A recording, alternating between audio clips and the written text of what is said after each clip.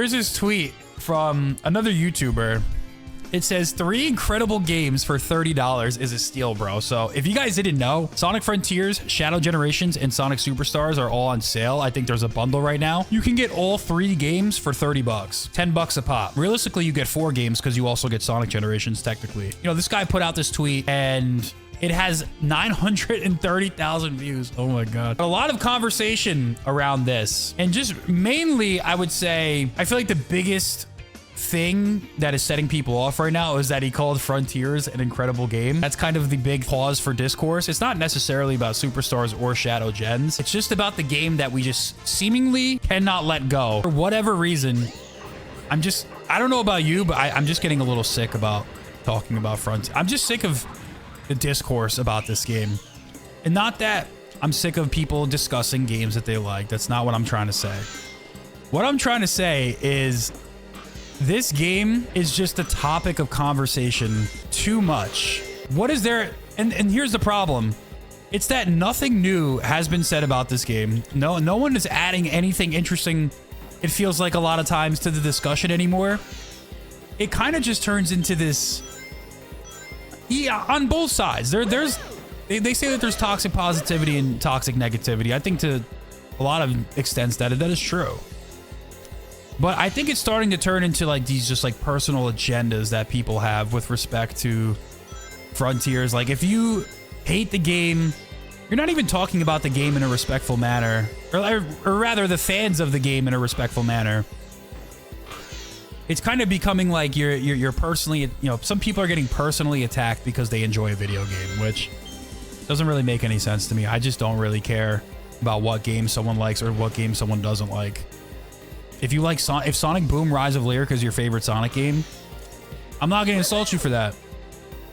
But I feel like that's kind of what the Frontiers discussion has devolved into. It's never Frontiers did this bad or Frontiers did this wrong and I wish it did this better.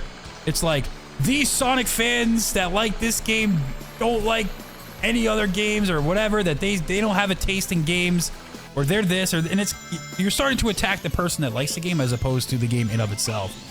You can attack the game on its own merits, and I feel like, you know, that a lot of the things that have been said about that game have been said to death, and we know what the criticism of the game is.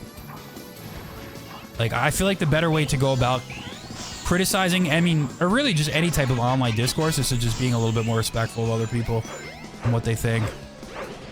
I would say from the toxic negative side. Like, rather than saying, oh, Frontier fans, they don't know what they're talking about, they whatever, why don't you just say, like, I don't like Frontiers because of this? Why don't you, instead of arguing with someone, why don't you just talk about the game in of itself, you know? Every Sonic Boom related content is peak. How do I get the feeling that one day Sega will use Sonic's outcome memories models in April Fool's joke? I don't think so. I don't think they'll do that. I think Sega doesn't like Sonic.exe. Okay, what's going on here? But I think a lot of the discourse is kind of devolved into...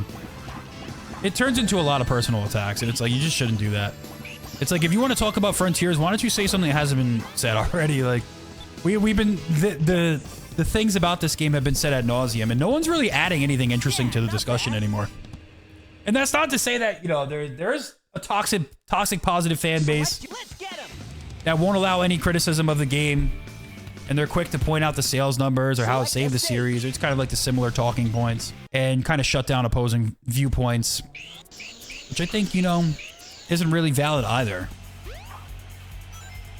Talking about the sales numbers, it's like, if someone doesn't like the game, I don't think the sales numbers are going to convince them that they like the game, you know? So I think, so what I'm really looking forward to with this June upcoming is kind of just putting the discourse surrounding this game to bed. I'm over it. It's been 4 years. Let it rest. It served its purpose one way or the other. I think it was I like the game. See, this is coming from someone who really likes the game, but I'm willing to engage and listen to other people's criticism and feedback on it because, you know, I can do that. I can, you know, I don't have to feel personally offended if you don't like a game that I like. But do you think Sega different IP like Crazy Taxi or Crossworlds? Maybe, I don't know. I think we'll get all the Sega stuff together. I think there are a lot of fake Sonic fans that infiltrate these discussions and ruin the fandom. Maybe. You know what the thing is too? Like, there's people, like, I kind of agree with things that they say about, like, if they're criticizing the game, even if they criticize Frontiers, I kind of agree with what they say sometimes, but I feel like some people just go about it the wrong way, where it makes it harder to, for people to listen to you, you know? If you're being rude and disrespectful to other people. I think people just gotta kind of chill out, like, let people like what they like. And if you disagree, bring it up in a respectful manner, maybe point it out in a way that's respectful and positive, you know? Fandom can't let 06 rest. They probably won't let Frontiers rest. The problem with 06 is, like, I feel like a lot less people like 06 than Frontiers. I feel like Frontiers had, you know, had some pretty, I'd say, above average reception compared to other Sonic games. Want some Rystar Nights, but that'd be impossible. Yeah, right?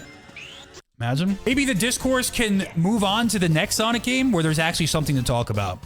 Frontiers, we know that there's bad popping. We know that there's some automation with the level design. We know that the writing, people are mixed about. I think it's better than what we got in the past, for sure, over the last decade. But, you know, it can be improved. Definitely, you know, there's some things that they can do better. The combat's a little easy. We know everything that's been said about the game. So people, it's good to discuss things. It's good to talk about it. I'm not saying that people shouldn't, and I think that they should. Not out of line and, you know, getting kind of crazy. Like, who remembers when that Sonic fan got doxxed because they like the IGN? Remember, this is alleged. I don't know if this actually happened, but I remember seeing on Twitter, like, a Sonic fan got doxxed because they liked the Frontiers reveal trailer from IGN. Like, we need less of that and more discussion around the gameplay mechanics. Like, how can you make the game Frontiers better? Like what would you like to see to make it better?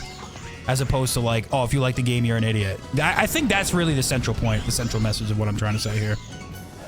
I made a video talking about what I want in Frontiers 2. As a fan of the game, I talked about some of the criticism that people have, that I have, and kind of offered my feedback for how it can be better. How something can be better as opposed to how stupid someone is for not liking it. Is that crazy to say? I don't think that's really that crazy to say. I think that's pretty reasonable.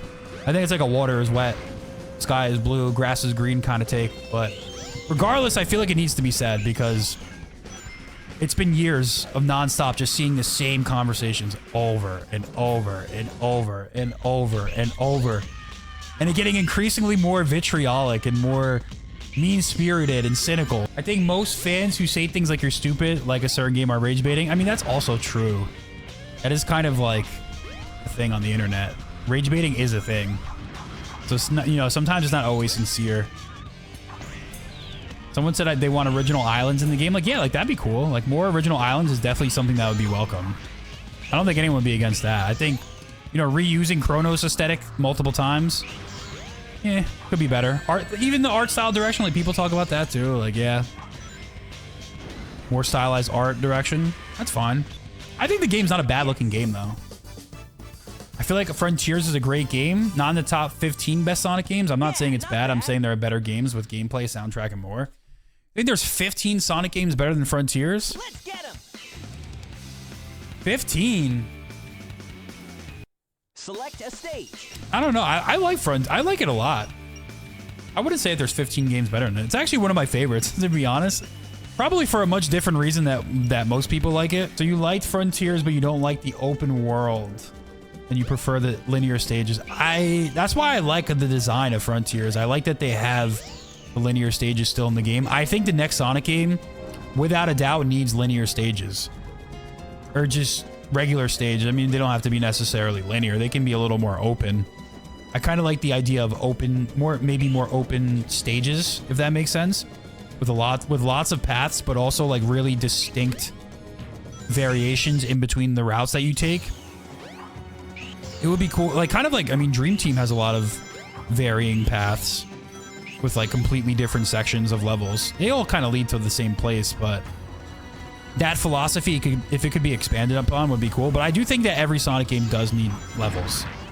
One thing I would like to see with the new Frontiers actually is that they incorporate more stages into the open world, or kind of build the world maybe even around stages. There's that section in Ares Island that I thought was really good. It's like towards where you get the emerald for Knuckles, I think. Like at the top of the island, there's like that one linear section that's basically like a mini level. I always thought that was pretty cool. Or even like that tower going up Chronos. I think that's pretty cool too. It's almost like think about it like this. If you could put a time trial, like a mini time trial level, something that could fit as a time trial as a section in the Frontiers open world, I think that'd be cool. Like from a design philosophy standpoint, what I'm trying to say is that levels or mini levels in the open world would be cooler and maybe a little bit more direction as opposed to just like random floating grind rails and platforms, which feels a little bit less or like a little bit more directionless for some people. So that's one thing I think that they can work on for the next game. I think that would be pretty cool. If it's not worth for the updates for Frontiers, it would not be #1 for me. You know what? The spin dash and the extra story definitely, and all the additional post-game content that they put into Frontiers definitely bumped it up for me too. I liked Final Horizons. I know some people didn't like it, but I thought it was good. It was challenging. You know, there's definitely some decent platforming. And I really like the spin dash. I mean, listen, the spin dash is definitely fun. Plus the cyberspace boost. Yeah, I think you're kind of right about that. So yeah, I hope they can continue to implement more feedback like they did for all those DLCs. At least for whatever, for Final Horizons.